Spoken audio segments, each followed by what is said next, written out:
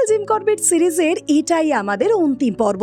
আর এই পর্বে আপনাদের সঙ্গে আমরা শেয়ার করে নেব রামনগর থেকে মুরাদাবাদ হয়ে আমাদের বাড়ি ফেরা ট্রেন জার্নির অভিজ্ঞতা। সে সঙ্গে ঘুরে দেখাবো ভারতের পিতল কাঁসার নগর মুরাদাবাদ শহর। আর সেই সঙ্গে থাকছে প্রথমবারের মতো মুরাদাবাদি বিরিয়ানি চেখে দেখার অভিজ্ঞতাও।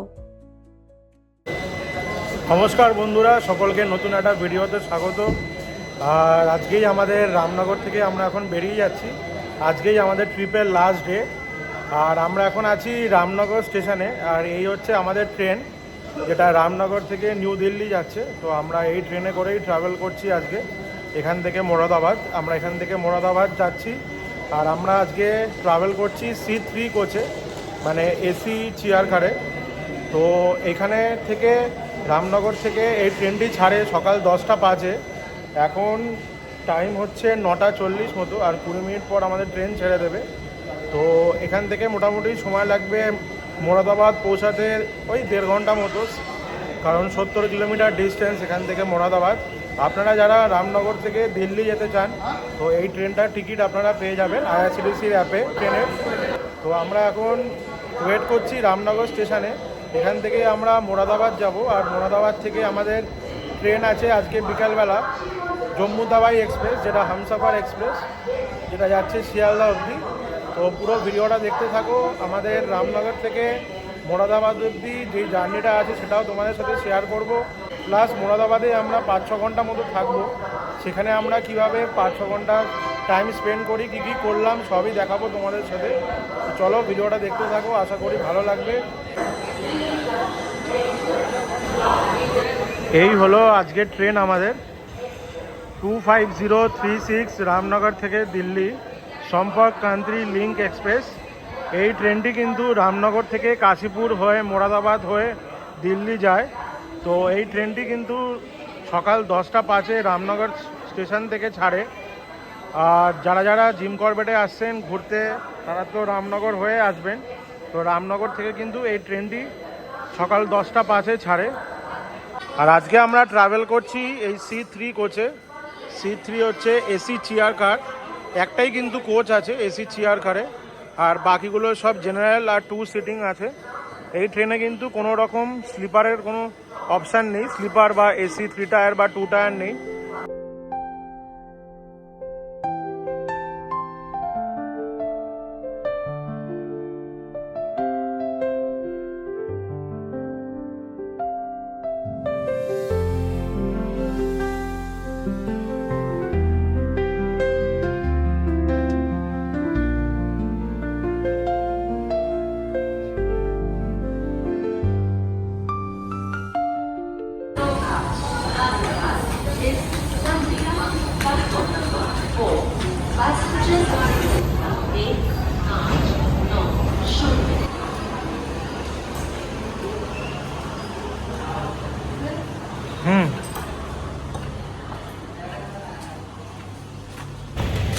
আমরা কিন্তু এসে পৌঁছেছি, যেমনটা আপনাদের দেখালাম, মোরাদাবাদে। তো মোরাদাবাদে ক্লক রুমে আমাদের জিনিসপত্রগুলো রেখে আমরা একটু এক্সপ্লোর করতে বেরিয়েছি মোরাদাবাদ সিটি। এবার দেখা যাক এখান থেকে কোথায় কোথায় যেতে পারি। তবে ইচ্ছা আছে একটু বাড়ির জন্য এখানে আশেপাশে যদি পিতল কাঁসার কিছু জিনিস পাওয়া যায়, চেষ্টা করবো একটু নিয়ে যাওয়ার। আর অবশ্যই সেটা তোমাদের দেখাবো। আর যে আর একটু ইচ্ছা আছে একটু বিরিয়ানি খাওয়ার আমাদের, লখনৌ বিরিয়ানির দোকানও আমরা খুঁজছি।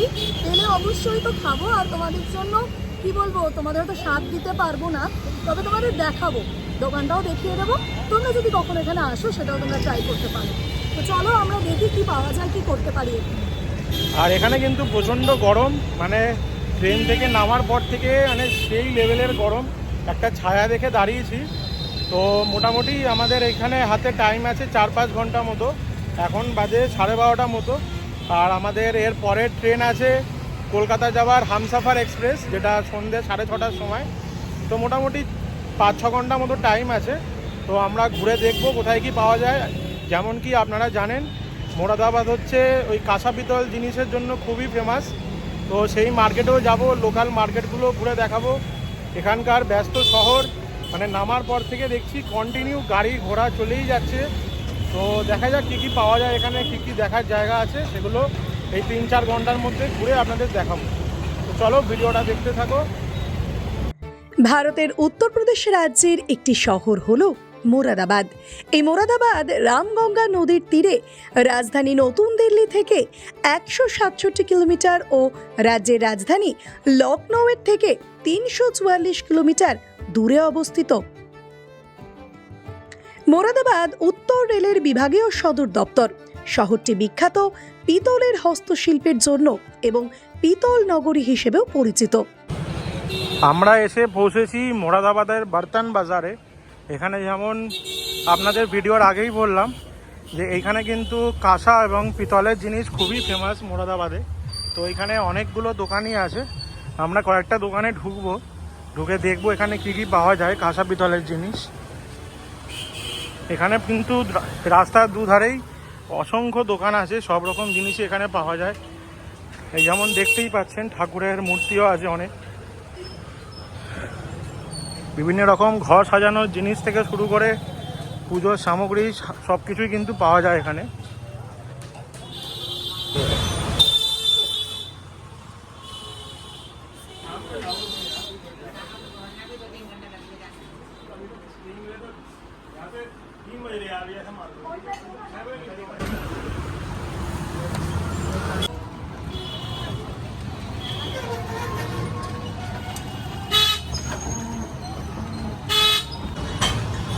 ঘুরতে ঘুরতে আমরা এখানে লোকাল লোকদের জিজ্ঞেস করলাম যে এখানে ভালো বিরিয়ানি কোথায় পাওয়া যায়। তো স্টেশনের কাছেই এই যেই দোকানটা আছে গুলশানে করিম, এখানে বললো ভালো লখনউয়ের বিরিয়ানি পাওয়া যায়। তো চলো ভেতরে যাই আর বিরিয়ানি টেস্ট করেও তোমাদের দেখাবো কেমন আমাদের লখনউ বিরিয়ানি, যার নাম অনেক শুনেছি লখনউ বিরিয়ানি। তো দেখা যাক। বাইরে যেই পরিমাণ গরম আর রোদ, একটু ভেতরে এসিতে বসে বিরিয়ানি টেস্ট করে দেখি। মোরাদাবাদে কিন্তু আমরা খাবারের জন্য নিয়ে নিয়েছি মোরাদাবাদি বিরিয়ানি, চিকেন বিরিয়ানি, সঙ্গে আছে মটন কোরমা আর স্যালাড। আর এর সঙ্গেও আমরা অর্ডার দিয়েছি চিকেন শিক কাবাব, যেটা এখনও দেয়নি। তো ওইটা এলে আপনাদের দেখাবো। দেখি এখন বিরিয়ানিটা টেস্ট করে নেই।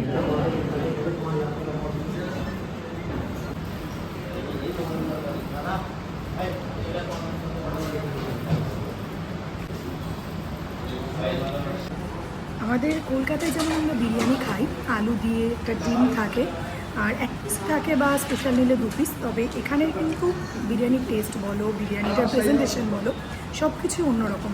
আলুও নেই, ডিমও নেই, তবে মাংসের পিস কিন্তু 2-3টে এরকম একটু বেশি থাকে। ছোটো ছোটো পিস থাকে, যেমন একটা লেগ পিস পেয়েছি আমি, একটু অন্যরকম থাকে, টেস্টেও অন্যরকম। আর সঙ্গে আমরা যে মাটন কোরমাটা নিচ্ছি, মাটনটাও খুব ভালো টেস্টি আর সফটও। তবে আমরা সঙ্গে যে আর একটা মাটন শিক কাবাবটা অর্ডার করেছিলাম, সেটা ওনারা দিতে পারলেন না, কিছু ওদের প্রবলেম হয়েছে ভেতরে। বলেন যে কাবাবটা এখন হবে না, হয়তো দুপুরবেলা বলে হতে পারে প্রবলেম। তো ঠিক আছে, আমরা এই বিরিয়ানি আর এই মাটন কোরমা দিয়ে খাচ্ছি, বেশ টেস্টি, বেশ ভালো। তোমরা এখানে এলে আমি বলবো তো অবশ্যই একবার এই দোকান থেকে টেস্ট করে যাও, ভালো, বেশ সুন্দর।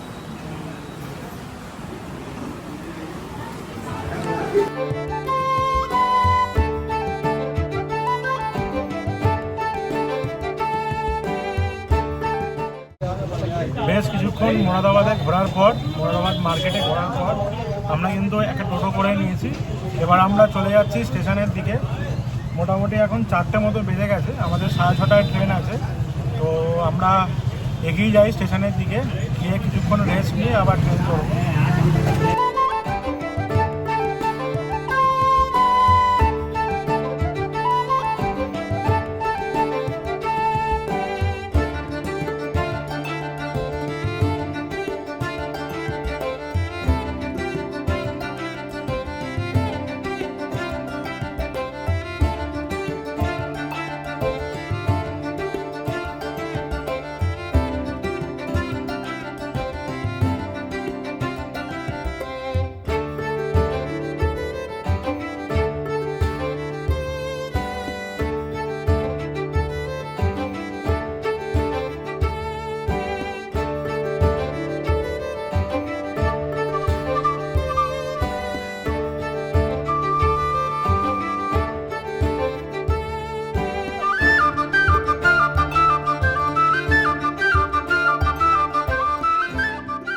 আচ্ছা, ঘড়িতে কিন্তু বাজে সকাল 9:15 মতো।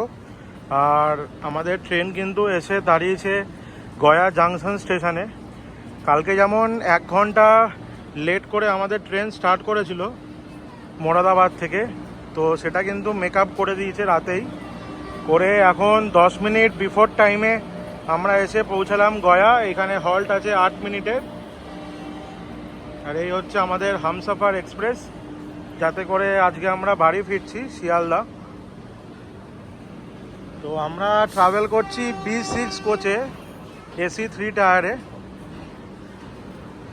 আর এই ট্রেন কিন্তু এর পরে হল্ট আছে আবার ধানবাদে গিয়ে।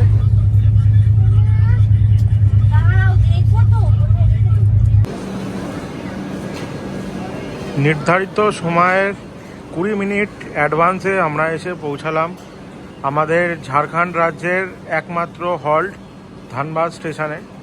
ঘড়িতে কিন্তু বাজে যেমনটা দেখতে পাচ্ছ 12:05, আর আমাদের ধানবাদের টাইম ছিল 12:20 নাগাদ।